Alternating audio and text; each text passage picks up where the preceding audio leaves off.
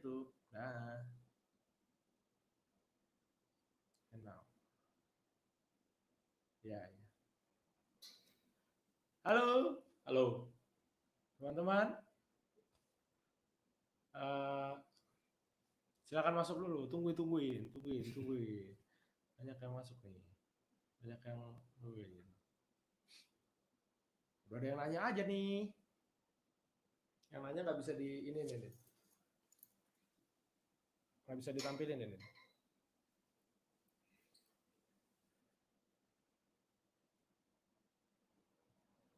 Oke. Bisa. Jago juga, Pak. Salaman dulu, Pak. Salaman dulu. Jangan lihat situ, Pak. Oh iya, lihat Sini, sini. sini. Gas, Pak. Halo, teman-teman. Halo. Kita hari ini mau bahas mengenai Nama acaranya sebetulnya. nama acara Kodim. Kodim. Popeye dan Dimas, ya kan? Malam ini jam 10 malam kita mau ngebahas dan Pak Dimas berkenan untuk apa ya, konsultasi free, Ya. gratisan. Yoi. Sejamnya biasanya mah kalau nggak gratisan mah buset, mahal. Pak. Iya Pak, kita mau bahas apa nih Pak? Macam-macam ini. Pertama udah ada ini Masuk ya. nih. Wah, udah ada pertanyaan nih. Langsung aja kita bahas pertanyaan nih. Ya udah. Kapan sebuah hak cipta bisa dikatakan dilanggar? Misalnya, apakah ada ketentuan maksimal penggunaan lagu sekian bar atau lainnya? Oke, dengan Mas Virtual Realitas. Oke. Silakan Sebenarnya dijawab. berdasarkan undang-undang kita tuh nggak ada batasan lo boleh pakai berapa bar gitu kan. Jadi sebenarnya setiap penggunaan hak cipta itu harus izin dari si pencipta atau pemegang hak ciptanya. Apalagi kalau lo mempergunakan secara komersial, itu memang harus izin dari si pencipta gitu. Jadi nggak ada batasan berapa bar, ini bar itu lo boleh pakai, nggak ada sih di undang-undang kita. Gitu. Itu dulu hoax berarti dong? Gua nggak tahu hoax apa enggak, cuman kalau lo cari itu nggak ada. Apalagi kalau di undang-undang hak cipta sebelumnya itu diatur jelas substansialnya. Kalau lo ternyata ngambil substansialnya itu bisa dikatakan pelanggaran. Contohnya gini, lo lagu apa ya, melodi gitar paling gampang tuh ini deh, Guns N' Roses deh, yang tonet nonet, lalu baru depannya tonet nonet udah ketahuan tuh, itu lagu Guns N' Roses kan. Nah udah, lo bisa dianggap itu bagian substansialnya. Kalau dulu undang-undang yang lama 2002, tapi yang baru itu nggak ada, udah lama dan yang baru nggak disebutkan berapa bar lo boleh mempergunakan itu. Sebenarnya ada batasan yang tidak dianggap sebagai pelanggaran hak cipta. Okay. Itu misalkan lo menyebarkan konten atau mengumumkan hak ciptaan di dalam misalkan medsos gitu ya, medsos, tapi lo nggak mempergunakan itu secara komersial dan si penciptanya juga nggak keberatan. Tapi misalkan lo mengumumkan itu menguntungkan si pencipta ya, dan si pencipta nggak keberatan, itu ada batasan, nggak dianggap sebagai pelanggaran hak cipta. Gitu. Oke.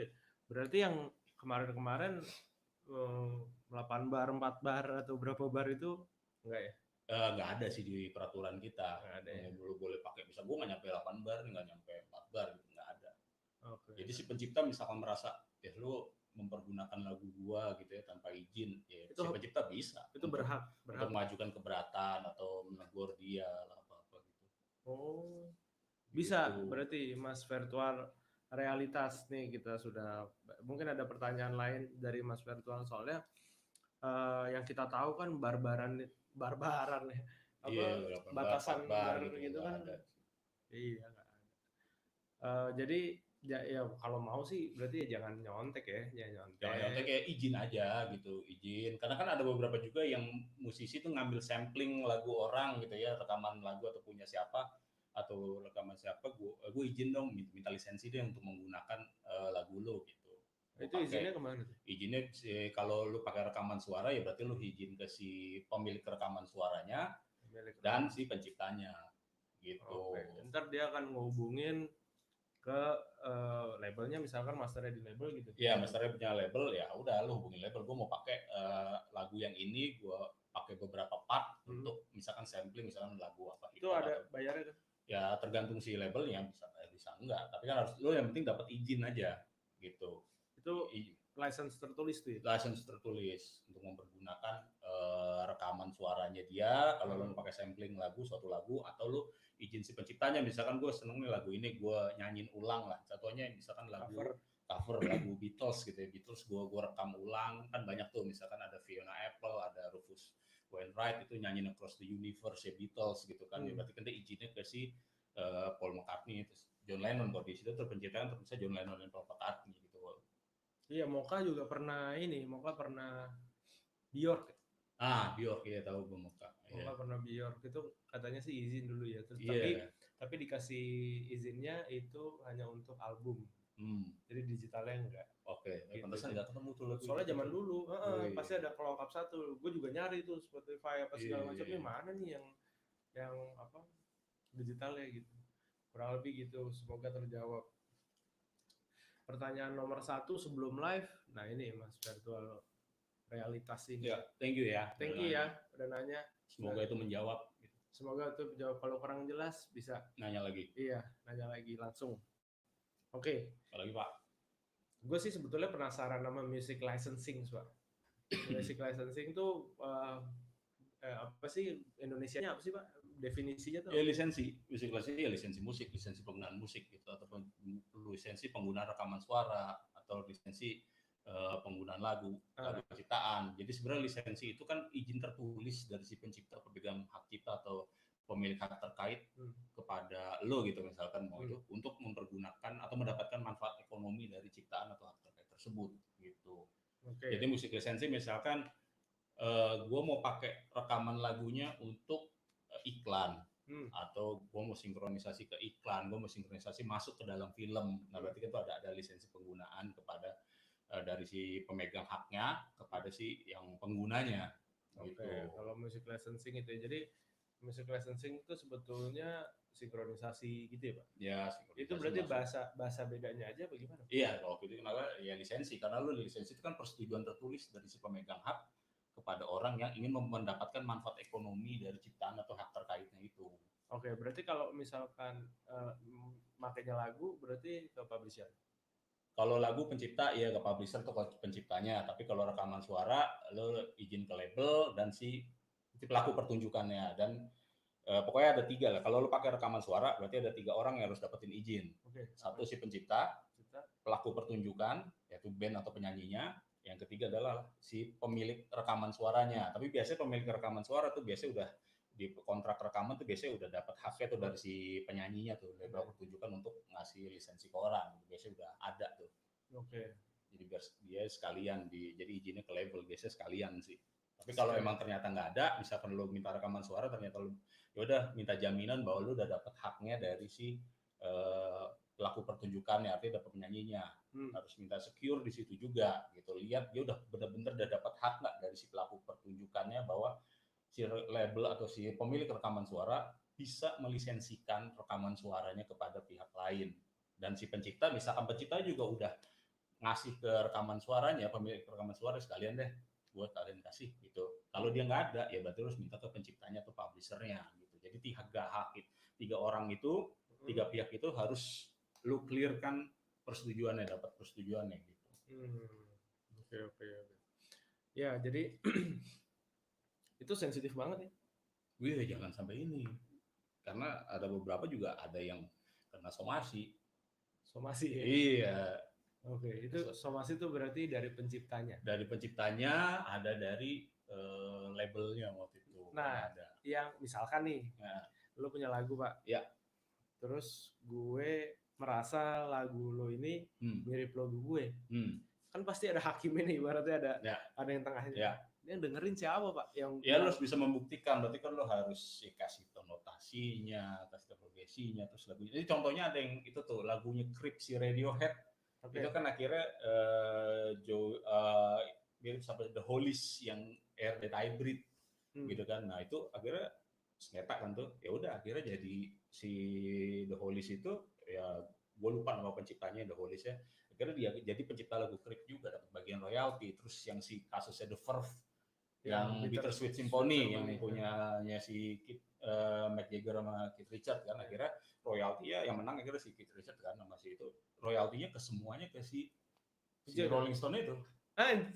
Dia nggak dapat royalti sama sekali, dan akhirnya kalau nggak salah terakhir ini si Keith Richards ini deh si The Verve dapat lagi gitu kalau nggak salah. Nah itu jadi harus ada yang membuktikan ya. Iya, terus bisa membuktikan bahwa tuh lagu lu mirip. Nah ini yang tengahnya ini si hakimnya ini. Iya, dia kan siapa ini? Ya, hakim. Bukan profesor musik atau ya apa? Itu kan lu bisa anggap jadi dia sebagai ahli untuk menjelaskan. Kalau dia nggak punya ahli musik gitu Pak, maksudnya? Ya lu harus bisa menjelaskan bahwa ini miripnya di mana, atau ini plagiatnya di mana, atau ini pelanggarannya di mana. Berarti tadi kan kasusnya gue sama lu. Ya. Gue berarti harus menjelaskan ke si satu orang ini. Satu orang ini hakimnya ini misalkan.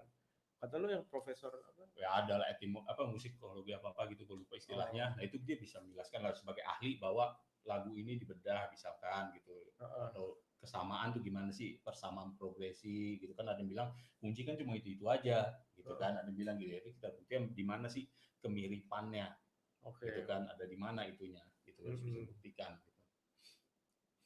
Leonardo Ringo, kita baca. Jadi kalau ada lagu lain yang mirip intro lagu gue nggak bisa bisa nggak? Bisa aja. Bisa Mas. Gimana caranya? Gimana caranya? Tegur lu somasi aja dulu. Gitu somasi. Somasi itu apa sih Mas? Somasi ya teguran, suatu peringatan gitu. Tapi lu harus bisa buktiin juga, yakinin juga bahwa emang itu mirip. Oke. Berarti lu harus pastikan intro lagu lu mirip Mas. Benar-benar mirip. Abis itu lu somasi, maksudnya lu tegur, woi. Ini kalau hubungi aja dia gitu. Hubungi dia terus by phone aja dulu by phone atau apa gitu kan, bisa baik-baik dulu, ngomong baik dulu. Terus habis itu dia nggak nurunin juga atau nggak ganti juga, gimana? Udah bisa ambil tindakan hukum lainnya lebih lanjut, misalkan ke pengadilan, atau ke Jijen Haki. Jijen Haki kan ada tuh untuk pelanggaran hak itu ada. Iya, tapi lagunya Mas Leo harus terdaftar dulu Pak? Enggak, kan hak kita kan otomatis, perlindungannya timbul otomatis. Seperti yang kayak yang episode kemarin. Tonton episode sebelumnya, ya. Hak cipta. Nah gitu. Itu timbul otomatis berarti udah otentik punyanya Leonardo Ringo gitu kan? Ya, kalau bangga juga. Iya. Ya kan gue juga nggak tahu, tiba-tiba lagu Creep ternyata, loh ini mirip sama The Hollies gitu kan. Oh, oke. Ternyata sebagai ini. Ya. Gitu Mas, kurang lebih Mas. Nih kayaknya ring light gue mantul di kacamata gue nih, jadi ganggu. Gini aja deh. Gitu kurang lebih. Kalau ada yang mau nanya lagi silakan. Pun media besar lainnya, apakah ada hak khusus tiap media tersebut? Itu dinamakannya performing rights. Jadi itu biasanya radio atau TV bayar royalty performing rights ke collecting society. Itu udah ada rumusannya sih. Tagihannya berapa gitu, si collecting society punya sih rumusan cara menghitung royaltinya sih. Dan biasanya itu blanket license, biasanya 1 tahun, bayar per tahun sih. Per tahun, jadi misalkan radio A itu jadi dia harus ngasih song list tuh? Iya. Tapi kan banyak yang... Ya kan bayar per tahun. Oh, bayar per tahun Pak? Bukan sekali bayar per tahun. Blanket license biasanya 1 kali bayar untuk waktu tertentu gitu. Tapi kalau ada lagu baru muncul, ya ntar tahun berikutnya bisa dihitung lagi, mana playlist lo, lihat dong gitu kan. Atau song bank lo gitu. Gitu. Jadi sebetulnya semuanya TV, radio segala macam ada itu. Ada hitungannya. Musisi dapat. Ya, performing rights itu. Nah, gimana cara ngoleknya? Musisinya ya harus terdaftar di collecting society. Ya. Kemarin kita bahas di video pertama tuh, video ketiga tuh ya berarti performing rights. Masuk aja Om ke channelnya Randy Kopa, itu ada Pak Dimas ngejelasin tentang performing rights itu. Nah itu bayar, jadi si radio bayar ke collecting society, musisinya harus terdaftar tuh di collecting society. Iya, supaya collecting society-nya kan dapat kuasa dari si pencipta. Musisi juga ada juga collectingnya. Itu biar bisa si collecting society itu melakukan penarikan royalti gitu. Tapi kalau kita tidak terdaftar berarti uang kita ada di situ ya Pak? Iya, daftar aja. Daftar aja kalau mau daftar. Join, bikin biasanya kan ada tuh mereka persyaratannya untuk join, dan ada teknis administrasinya yaitu di masing-masing Polygamy Society sih gitu. Tapi bisa hubungilah gitu. Ya, betul. Ada lagi nih? Belum ada. Oke. Kita lanjut ke masalah sinkronisasi, Pak. Sinkronisasi ini berarti bedanya sama performing rights apa, Pak? Sinkronisasi. Sinkronisasi itu mensinkronisasikan rekaman suara lo ke rekaman gambar atau gambar berjalan pictures gitu. Jadi misalkan sinkronisasi ke pas film diadukan sinetron gitu kan, terus game kayak Tony Hawk tuh kan banyak banget tuh lagu itu. Oh iya. Nah itu kena performing rights nggak? Itu haknya hak sinkronisasi sih karena dia udah dapat itu. Bukan performing rights. Hak sinkronisasi itu kolektif ke itu biasanya perjanjian sendiri sih terpisah. Jadi ke publisher. Ya publisher dan si pemilik rekaman. Oke. Hak sinkronisasi itu lebih ke publisher atau ke iklan gitu. Ada juga nih videonya belum rilis, bentar lagi kita rilis habis ini.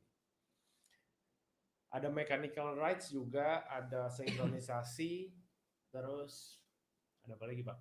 Berarti sorry, gue mau ngebahas masalah kayak contohnya lagu Creep deh, Creep yang kemarin tuh. Berarti ada The Hollies itu merasa lagu Creep itu juga kayak punya dia. Padahal terkenal lagunya Creep. Itu juga terkenal, Pak. Dia Dead Hybrid. Daripada si The Hollies ini. Tapi ya pada masanya dia terkenal. Si The Hollies ini? Iya. Oke. Nah, gitu. Emang ya itulah. Tipis lah ya. Tipis apa enggak? Ya pada akhirnya dianggap itu merupakan sama lagunya. Pada akhirnya dia dianggap sebagai penciptanya si Creep juga. Berarti duluan ya? Duluan siapa yang membuktikan, siapa yang nyiptain lagunya? Si The Hollies itu tahun berapa? 60-an, 70-an ya? Oh, itu lagu lama. Ya, lagu lama. Lagu lama. Berarti kalian tahu kan sama kayak kasusnya yang lagi happening itu loh. Ya itu sebenarnya yang happening itu ya tergantung si penciptanya sih, karena dia punya hak.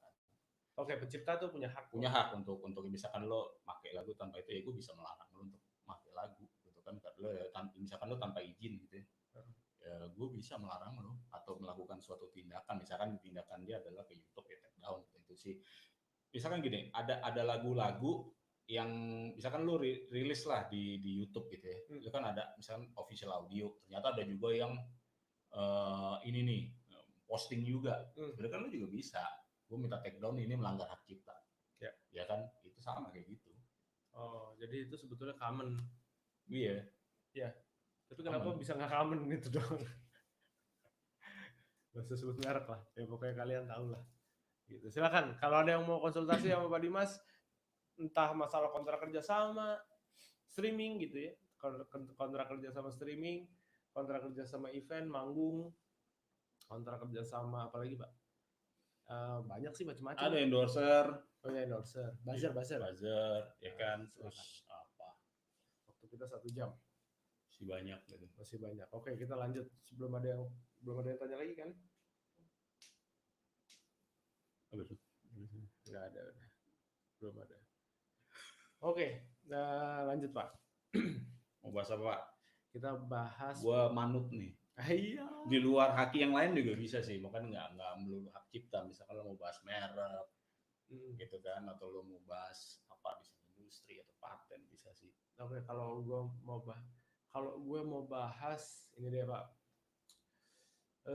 Gimana caranya kayak Polygamy Society atau siapapun itu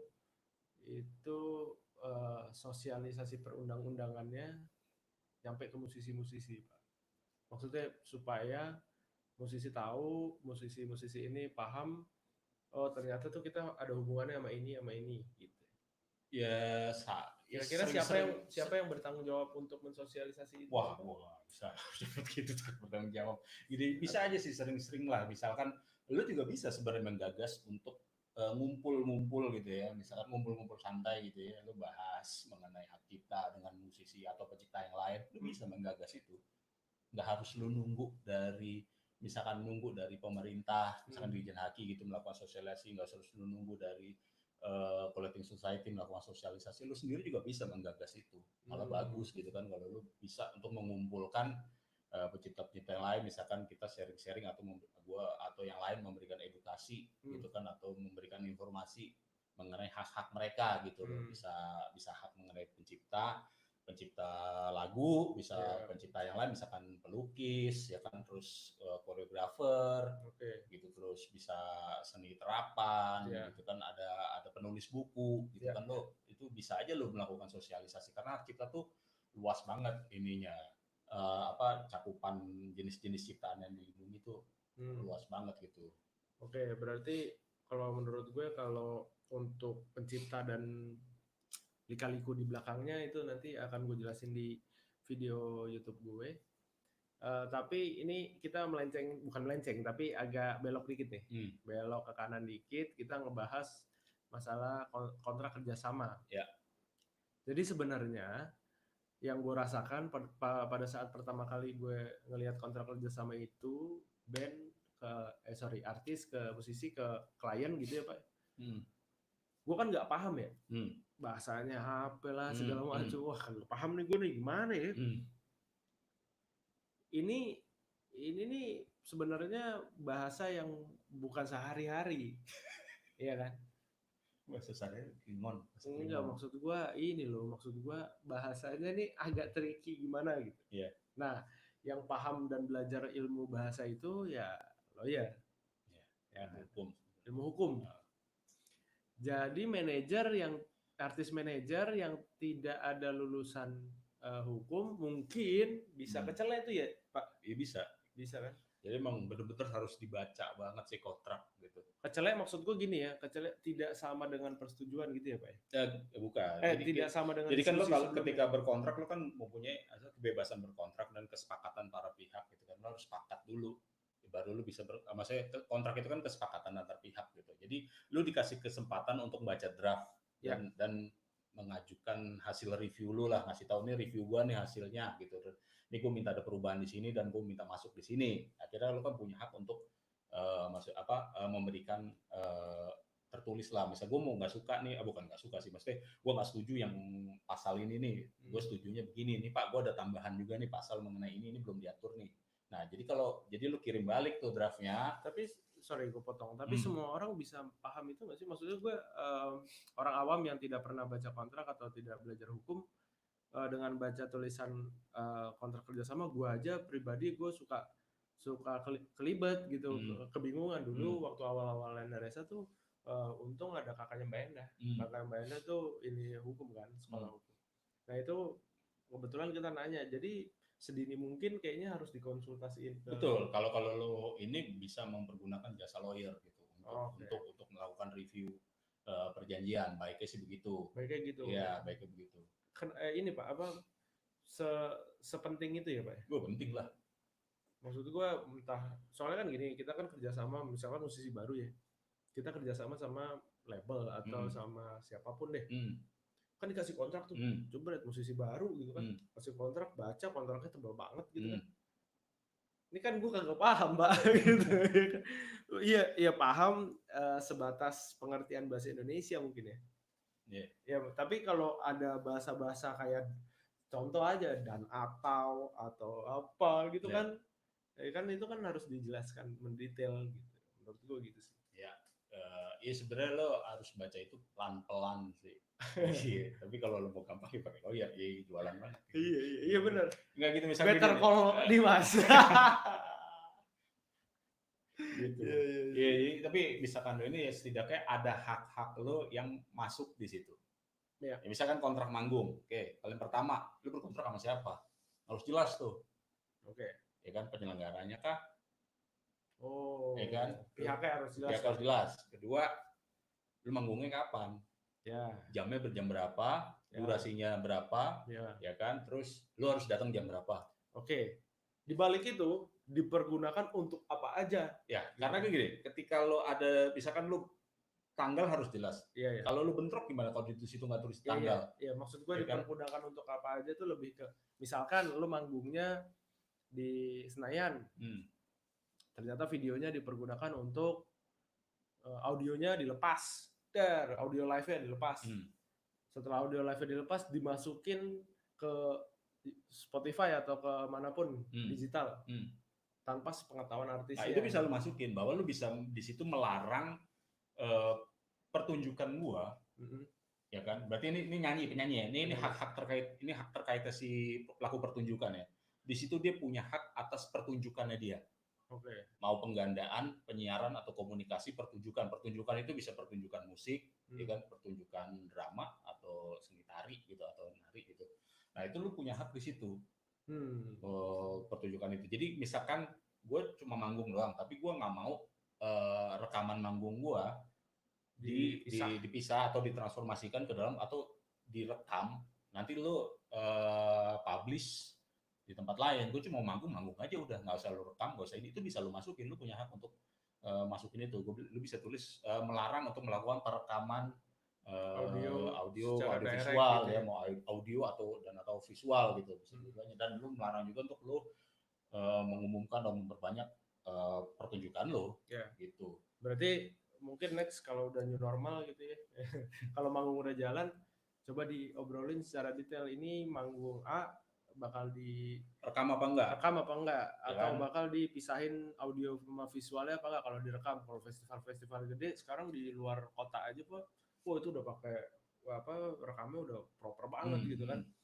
Dari situ memang harus dinyatakan di situ bahwa lo melarang si penyelenggara gitu ya untuk melakukan rekaman gitu kan. Jadi ya gue mau di itu manggung doang, nggak usah rekam kan, itu bisa aja kayak gitu lo itu hak lo untuk melarang itu kan.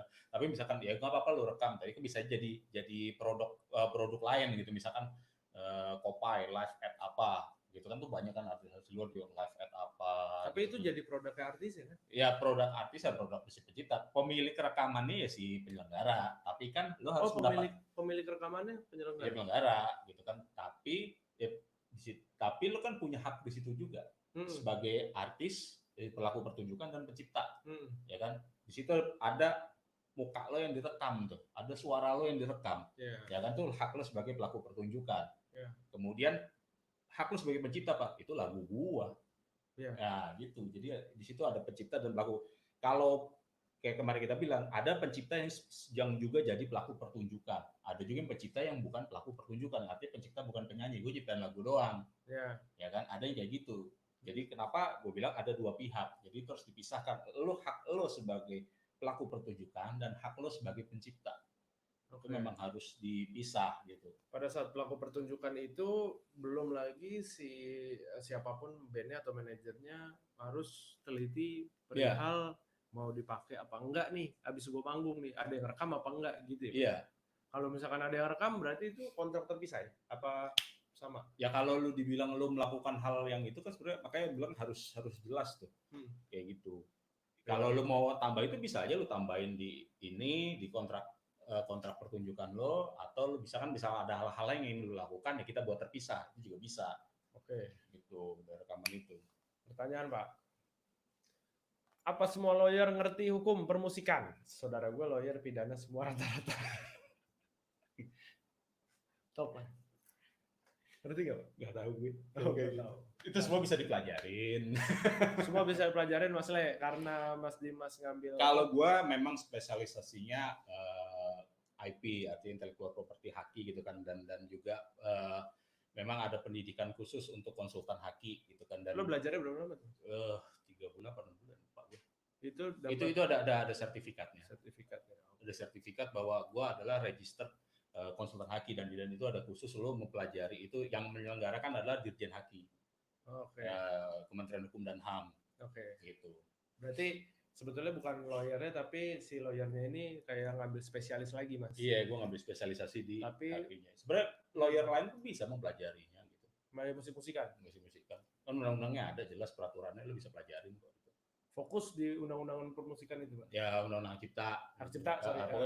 Haki lah, undang-undang mengenai haki gitu. Tapi kan gue memang khusus untuk ke intellectual property gitu, ke haki gitu. Gitu, Mas. Pidana semua. Wah, serem juga. Apalagi ada pertanyaan lagi nggak? Nah ini dari kontrak kerjasama ini. Dan lu baca-baca buku juga banyak sih mengenai musik bisnis gitu ya, dari luar tuh ada all apa, lu kayak punya deh. Ambilin Din. Nah ini kitab suci gue nih. Ini yang lama sih. Nah ini sebenarnya di sini ya lu baca buku gitu, kalau lu memang mau mengerti hak-hak lu juga di sini ada gitu kan. Macam-macam. Bagus, coba. Ya. Gue juga baca begini-beginian. Iya. Jadi selain dari. Lo cari di mana nih? Ini kan bisnis musik di luar, tapi kalau mau berdalam hak-hak lo ini ya lo bisa baca undang-undang hak cipta gitu, atau buku-buku mengenai hak cipta gitu juga ada banyak kok di ini kalau memang pengen belajar. Iya gitu kurang lebih. Jadi biarpun kontrak buzzer doang atau kontrak endorsement atau kontrak manggung pensi festival atau manggung biasalah reguleran gitu ya Pak ya, itu tetap tuh ada bahasa-bahasa yang harus dikritisi. Ya itu ya banyak lah, misalkan lo concern apa gitu, lo harus masukin kira misalkan mengenai riders, lo harus kan lo buat bahas riders kan, misalnya mengenai riders ya lo harus penuhin riders ini yang gua akan sampaikan, tapi misalkan lo nggak bisa memenuhi, lo harus kasih tahu gua berapa hari sebelumnya, jadi kita bisa atur atau fleksibel gitu kan. Misalkan gua nggak punya nih ampli apa tuh yang mau 17 orange atau gua adanya Marshall, oh yaudah nggak boleh Marshall gitu, tapi lo harus kasih tahu, harus jelas di situ gitu. Nah ini tidak berlaku ke semua band ya kalau menurut gue, karena gini, belum tentu band itu sepowerful itu. Ya betul. Ya kan, jadi kayak misalnya nggak semua band bisa fight kontrak yang apa yang dia mau gitu Pak. Sampai sekarang pun gue masih win-win, dalam arti kontrak itu tuh win-win, maksudnya gini Pak, apa ini kira-kira untuk klien A, klien B kira-kira perlu nggak ini gitu. Iya, itu memang dari, jadi itu nggak bisa diterapkan ke semua musisi sih maksud gue, jadi tergantung si musisinya sih. Ya sama tergantung kliennya. Iya. Sama tergantung kliennya, iya. Dan itu ini banget sih di gue apa kepake banget, dalam arti wah klien ini kayaknya butuh gue masukin ini nih. Gitu. Apalagi kalau ini nih lo harus jelas mengenai pembayaran. Nah itu kan lo paling penting kan, mengenai pembayaran. Kapan harus DP? Ya kan? Ya. Kalau lewat tanggal DP lo bisa batalin apa enggak?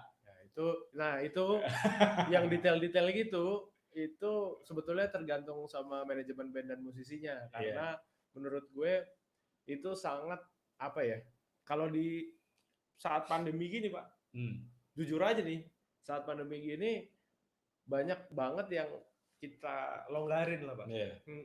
Gitu, orang cicilan aja dilonggarin orang kan, maksud kita nggak ngelonggarin itu gitu. Makanya ini tergantung sama apa situasi dan kondisi lah.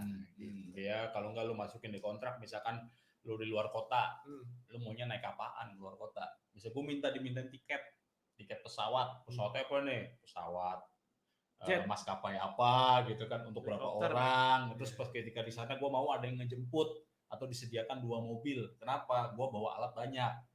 Terus gue bawa kru banyak gitu. Terus gue di kamar hotel lu minta gue sediain berapa kamar gitu kan. Nah, itu bisa lo masukin kontrak. Oke. Pak, ada nggak sih artis yang masalah gara-gara masalah kontrak itu gara-gara panggung off air gitu, ada nggak sih? Banyak. Ada nggak? Apa nih masalahnya? Masalah banyak, misalnya tengah jalan panggungnya ambruk. Iya itu maksud gue gini, misalkan nggak lunas gitu, misalkan nggak, kan banyak tuh ya cerita-ceritaannya, banyak, ada yang nggak lunas, ada yang STNK lah, ada apa lah, wah banyak banget gitu. Nah hal-hal kayak gitu kan yang sebenarnya bikin nggak ada di kontrak. Itu harus ada Pak. Nah nggak ada di kontrak, tapi kita spontan misalkan gitu. Nah gini, lo kan ada itu hal-hal ini. Sekarang gini, dia menawarkan, terlebih lepas lagi itu adalah kesepakatan lo berdua. Tapi ketika lo sepakat, ini nggak dikontrak, udah kita sepakat deh. Oke, gue bayarnya nyicil mas. Ternyata gue nggak ada duit nih sekarang gitu. Oke, lo sepakat. Ya udah, gue sepakat deh. Lo nyicil boleh. Lo tulis. Di kontrak tuh apa namanya? Diganti. Di amandemen. Amandemen. Jadi pada saat klien nggak bisa bayar, misalkan apapun itu kliennya, Ya bisa aja lo, ya udah kita kontrak lagi gitu, Pak. Ya dia amandemen aja kontraknya, nggak usah kontrak lagi aja. Tinggal tantangan berdua aja. Gue sepakat untuk merubah pasal ini, atau merubah misalkan merubah tanggal pembayaran. Misalkan gue nggak bisa bayar tanggal sekian sekarang nih, gue baru bisa 7 hari lagi. Udah lo tambahin aja, lo amandemen aja. Atau lo kesepakatan aja tertulis, oke sepakat bahwa pembayaran akan dilakukan tanggal sekian gitu. Oke. Dan ini berarti jadi ya, dan ini termasuk ke merupakan satu kesatuan dari perjanjian yang udah ada gitu. Jadi gitu. Bisa hal-hal yang teknis kayak gitu ya, tiba-tiba on the spot ada kejadian, nah itu bisa lah. Tapi lebih bagus adalah kesepakatan lo tertulis. Oke. Jangan cuma by omongan doang gitu. Oke. Ya itu penting tuh. Jadi kalau misalkan teman-teman ada yang nggak tahu cari lawyer kemana pada saat klien nggak bisa bayar, nah iya dong. Aduh. Silakan yang mau konsultasi, yang mau nanya-nanya, top chat siap. Berapa yang nonton ini? Asik. Nanti kita siarin, kita upload kok ke ini, kita upload ke YouTube kita, terus oh iya, kita upload ke YouTube kita, terus bisa dibaca-baca. Nggak ada nih. Oke, lanjut Pak. Bahasa apa Pak? Ini kita 10 menit lagi lah ya. Hah? Sampai jam 11 ya? 11. Ya, lu mau bahas apa Pak? Gimana kalau misalkan, nah ini gini, ini seru Pak. Di artisnya di tengah-tengah main, suaranya habis Pak. Gimana Pak? Lu kontrak lu tulis lah. Biasanya kan lu tulis aja tiba-tiba ini ya force major tuh suara lo sakit. Oh itu force major maksudnya? Iya maksudnya lu tulis tapi Oke. Lu tulis di kontrak lo kalau tiba-tiba lu sakit atau ada kejadian kecelakaan atau apa lagi manggung kan lu nggak ada yang tahu. Oke, itu berarti aman. Nah, itu bisa dianggap sebagai problem, tapi bagaimana pelaksanaan sesudahnya ketika lo terjadi kejadian kayak gitu, dan itu lo harus sepakat dengan si penyelenggara, misalkan oke, sakit nih, oke Mas gimana kesepakatan selanjutnya, bisa aja oke gua tunda deh, tapi nanti manggungnya yang nanti gua manggung deh lah di tempat yang pada saat yang lain, tapi nggak usah lu bayar, atau lu bayar gua setengah deh, kan bisa kayak gitu. Artinya lu bisa sepakat di situ ketika ada kejadian kayak gitu. Jadi memang lu harus ngobrol dengan si penyelenggaranya. Itu kan sebab-sebab hal-hal yang di luar dugaan lah, tiba-tiba bisa aja lu kesetrum pas lagi manggung atau panggungnya ambrol, terus gimana gitu kan. Siapa yang tanggung jawab gitu kan. Nah, itu siapa yang tanggung jawab itu tuh harus ditulis tuh. Tulis ya, lu kalau gue sih nulis akan bilang ya si penyelenggaranya, karena lu harus memastikan panggung gua aman. Ya kan, terus ketika tiba-tiba terjadi kecelakaan yang memang bukan karena disebabkan karena elu, gitu kan, artinya ada lampu jatuh gitu kan, atau panggungnya jebol, atau kayak siapa tuh yang lampu jatuh? Nah itu kan lu bisa lihat di situ. Nah itu siapa yang tanggung jawab tuh, biaya pengobatannya siapa, seberapa jauh si penyelenggara bertanggung jawab untuk biaya pengobatan misalkan gitu.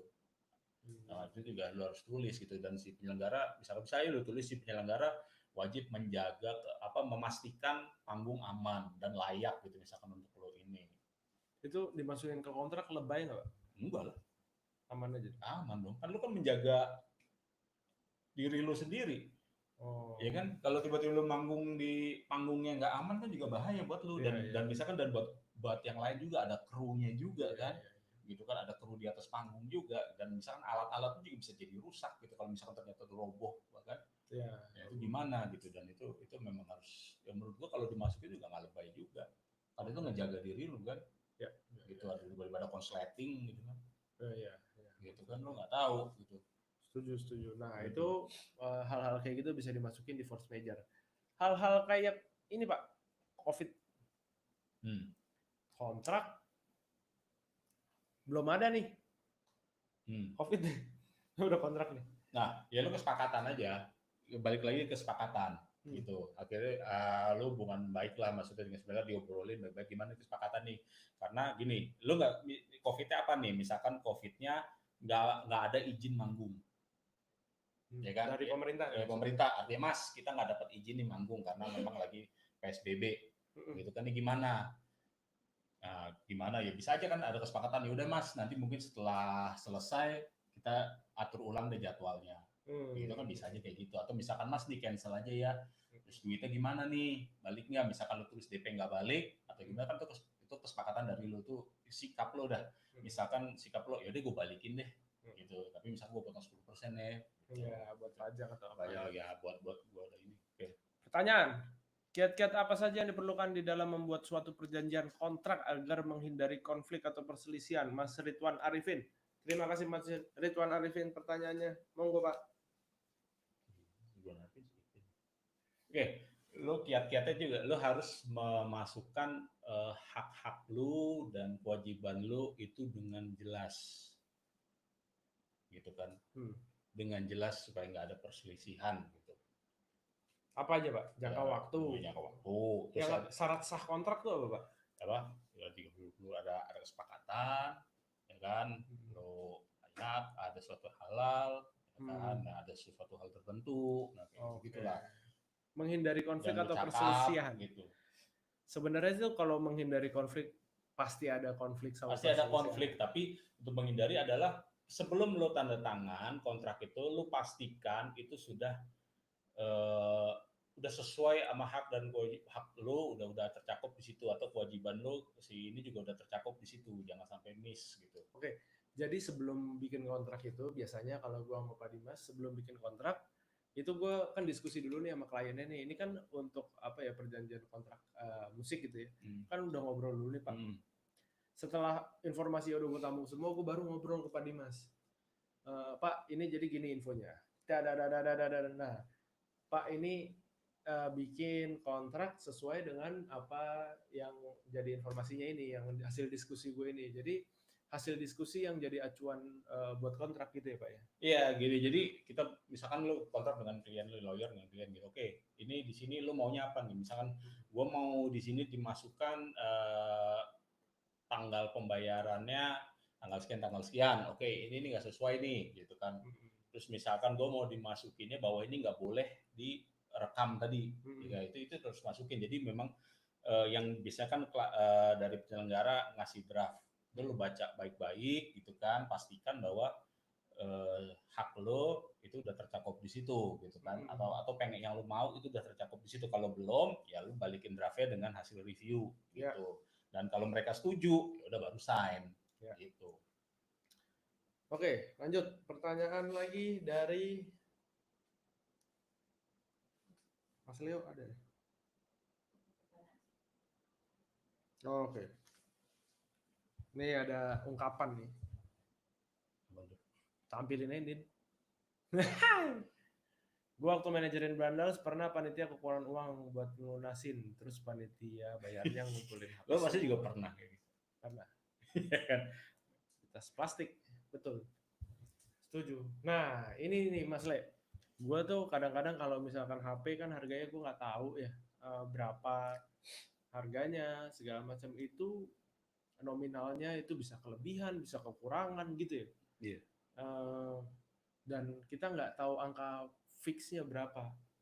Itu bahaya nggak Pak? Maksud gue gini, tiba-tiba kelebihan bayar, kita udah jualin HP-nya semua, kelebihan bayar. Ya lu balikin aja kalau lu baik. Nah, akhirnya lebih baik kalau gue ya, pengalaman gue pernah adalah jaminan. Jadi HP-nya itu nggak kita jual, tapi sesuatu jaminannya dalam arti kita nggak ngambil punya dia gitu Pak, tapi kayak pegadaian gitu, gimana sih Pak? Iya, lo jaminin, oke, gue pegang dulu barang punya lo lunasin misalkan 7 hari atau 30 hari. Gitu. Tapi bagaimana kalau dia tetap nggak ngelunasin? Nah, itu dia. Lo bisa jual. Bisa jual, tapi angka barangnya udah disepakati nih Pak. Misalkan, beginian nih, harganya kan misalkan 5.000 gitu. Ini 5.000 ya. Jadi udah tawar-tawaran gitu Pak. Ya bisa jadi misalkan ternyata hasil penjualannya melebihi sisa pembayaran. Bisa aja lu sepakati nanti kelebihannya lu balikin. Atau bisa aja lu sepakati bahwa apapun hasil dari penjualan akan jadi punya gua ya. Nah gua balikin. Itu bisa aja lu sepakatin kayak gitu. Gitu. Ya gitu Mas Le. Kadang-kadang trikinya adalah angkanya. Ya. Kalau gua dulu, gitu dulu. Cerita aja. Ini harganya goceng. Oke, goceng ya. Salaman goceng, bikin kwitansinya ini goceng harganya. Udah gue tahan dulu. Gue tahan dulu. sampai akhirnya dia bayar, gue balikin ya kan, gocengnya gitu ibaratnya. Kurang lebih gitu. Seru sih ini. Kita kita dibantu dengan operator tercantik kita namanya Andin. Gak bisa nongol deh. Gak bisa nongol, lo gak bisa nongol deh. Bisa harusnya. Jas gitu. Nongol dong, nongol dong. Nah, nih kita tuh, halo Andin. Ini. Hai. Anak kantor keren. Begini. Nah, ini bagi Pak yang mau di-share. Ini teman-teman kalau ada yang mau cek yang pertanyaan, ada lagi ada bisa buka kontrak namanya untuk yang menjadi artis atau yang menggunakan film biasanya bisa kontrak biasanya bisa kira-kira dari ini untuk apa yang bisa di-develop, untuk apa yang bisa dikembangkan, bisa kami aja seperti website, kontrak komputer, kontrak PSC, lebih saya sih lebih banyak ada kayak dalam sebenarnya itu juga KM KMK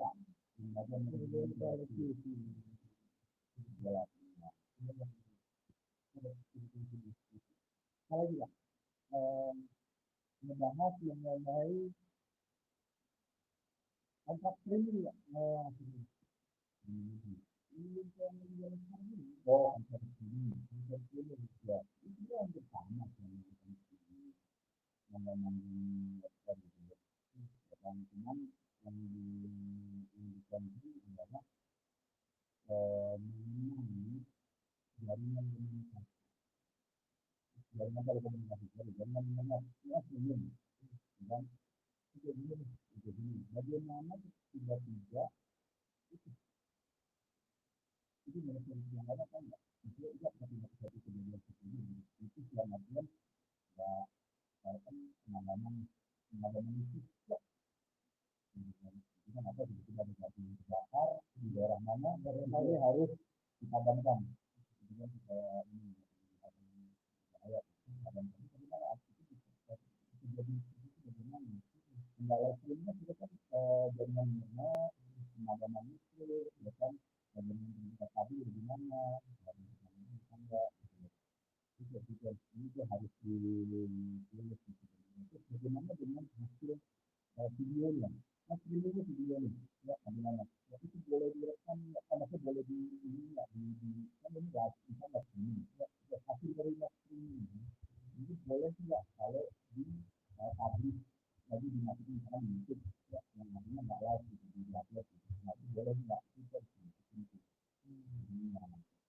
itu misalkan boleh dia simpan di video dia gitu jadi ini ya video live boleh dibikin dengan lancar ya misalkan oke boleh dibikin tapi sampai berapa hari misalkan cuma sampai 7 hari atau cuma 30 hari untuk live gitu kan atau lo nggak boleh sama sekali ada di India atau upload di itu harus diatur juga sama seperti kalau dulu kata cuma di dalamnya adalah lewat ini aja maka bisa dipastikan aja komunikasinya kalau komunikasi dengan pemasaran di mana oke dulu ini ada pertanyaan apakah mau yang di suatu acara di kontrak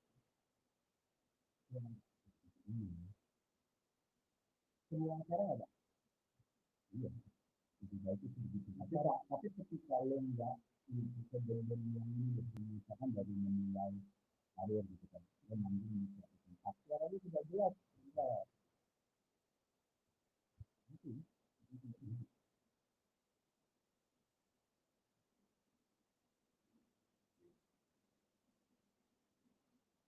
itu audionya bang aman sudah disiplin cek cek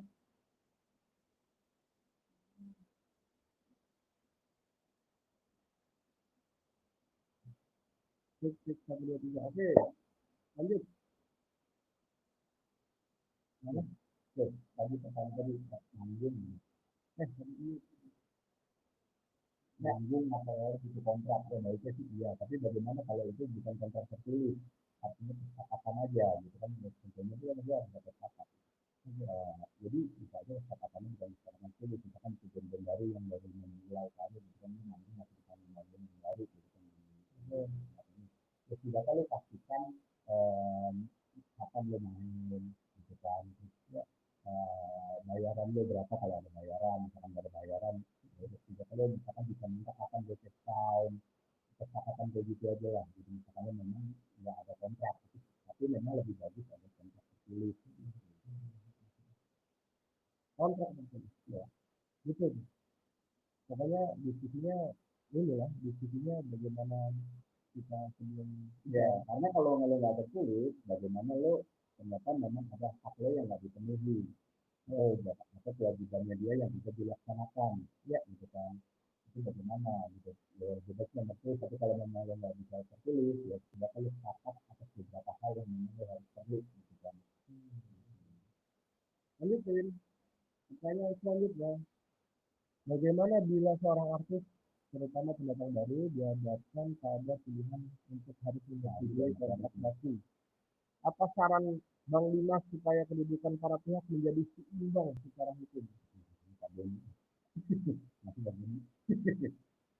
Ya ini sebenarnya banyak nih kontrak-kontrak basi gini untuk para artis pendatang baru yang dihadapkan dia harus sama-sama dia sama-sama menurut pada ini dan sama sekali tidak dapat keuntungan itu sudah terjadi dari dulu. Terus bagaimana? Sorry, masuk ke basi itu, tapi lu bagaimana? Nggak boleh direvisi. Dia tahu. Oh, terus gimana? Ya ketika lo udah menandatangani atau seseorang tapi sudah menandatangani, berarti kan dia sudah harus melaksanakan kewajiban yang ada di kontrak. Ya, kan ketika bagaimana kalau menyumbangkan kedudukan, ya ini lo melakukan negosiasi. Negosiasi dengan siapa lagi kawan, lo bisa nggak lo melakukan perubahan-perubahan dalam perubahan-perubahan terhadap hal yang kira-kira adil dimasukkan atau pengen dirubah atau dia nggak setuju sama hal ini. Dia harus melakukan negosiasi. Tapi bagaimana ketika negosiasi itu nggak dibuat pilihannya dari ini? Ya kita lihat, beda dari itu. Jadi kalau kamu tanam itu kontrak, ya artinya lo udah sepakat atas klausul yang ada di kontrak tersebut. Jadi dia sepakat atas hak dan kewajiban dia ada di situ. Dan dia sepakat atas hak kewajiban si pihak lawannya. Ya kan kalau lo udah sepakat, ya bisa jadi bisa ada konsekuensinya di situ, bisa apa bisa terjadi perselisihan. Ya. Tapi kalau pendatang baru kan dia kan nggak tahu nih mau ngapain ya. Tiba-tiba pendatang baru itu hubungin orang kaya lu nggak? Atau hati, datang ke label, atau ke manapun deh, saya atau ke siapa pun deh.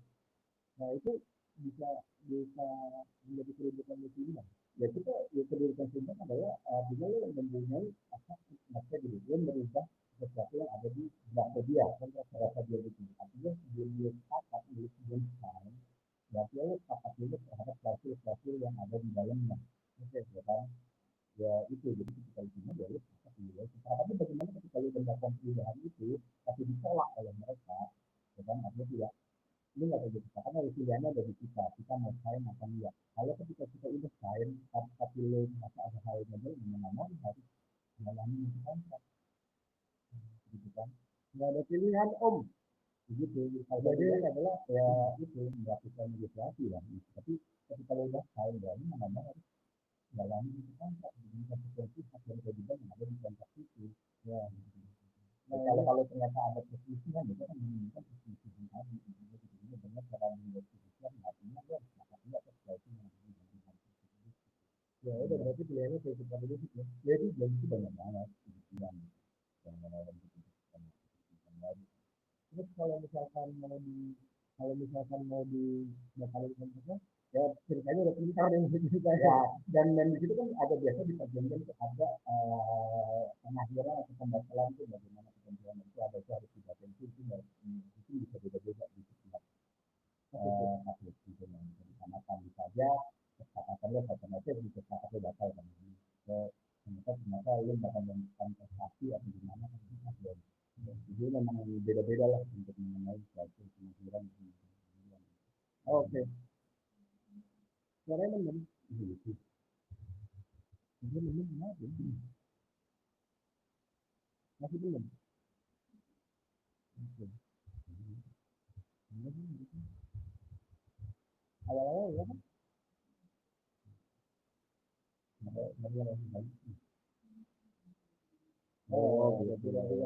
Terima kasih teman-teman yang sudah gabung. Terima kasih baru datang Wansi. Iya. Nanti langsung aja. Tapi kita akan bikin video-video lanjutan di gitu ya. Dan juga pertanyaannya bisa jawabannya tadi bisa menjawab pertanyaan-pertanyaan yang diajukan gitu. Ya, semoga bisa membantu informasi. Ya, oke. Terima kasih Pak Dimas. Semoga kita bisa ngajak Pak Dimas untuk free consultation lagi.